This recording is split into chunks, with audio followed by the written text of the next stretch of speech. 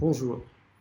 Beaucoup s'accordent à dire que diversifier ses activités est la clé de la croissance de son entreprise. Mais d'un autre côté, beaucoup sont réfractaires à orienter ces activités de diversification vers le secteur du nucléaire. C'est une erreur. Et je vous explique pourquoi. Avant tout ça, je me présente. Pour ceux qui ne me connaissent pas encore, je m'appelle Michael Pic. J'ai été pendant plus de 10 ans ingénieur, en particulier pour Orano.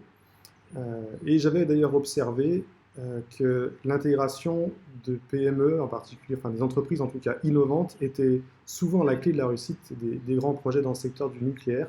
D'ailleurs, même si elles avaient peu, voire pas du tout, de connaissances ou d'expérience dans le secteur du nucléaire. Alors maintenant, j'en ai fait mon activité et j'aide votre entreprise à intégrer, à se diversifier dans le secteur du nucléaire.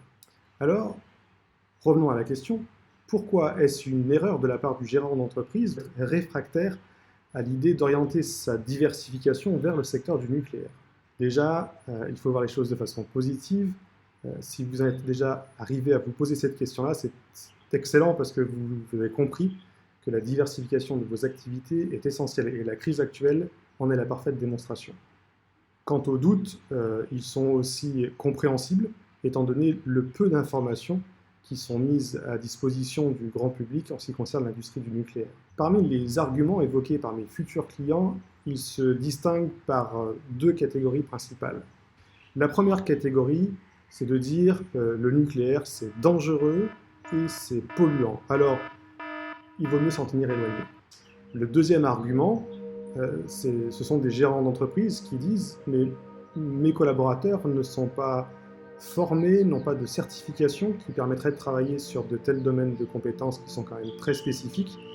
Nous n'avons pas de connaissances, nous n'avons pas d'expérience, c'est impossible, voire même c'est très risqué. » Alors, dans le cadre de cette vidéo, je vous invite à partager dans les commentaires votre avis, vos sentiments par rapport à ces objections. Peut-être vous vous reconnaissez dans ces objections-là. Et en tout cas, très prochainement, j'essaierai de vous faire des vidéos qui apporteront des éléments de réponse à ces objections et qui vous donneront, je l'espère, envie de pouvoir diversifier vos activités dans ce secteur du nucléaire qui est très prometteur. Je vous dis à bientôt.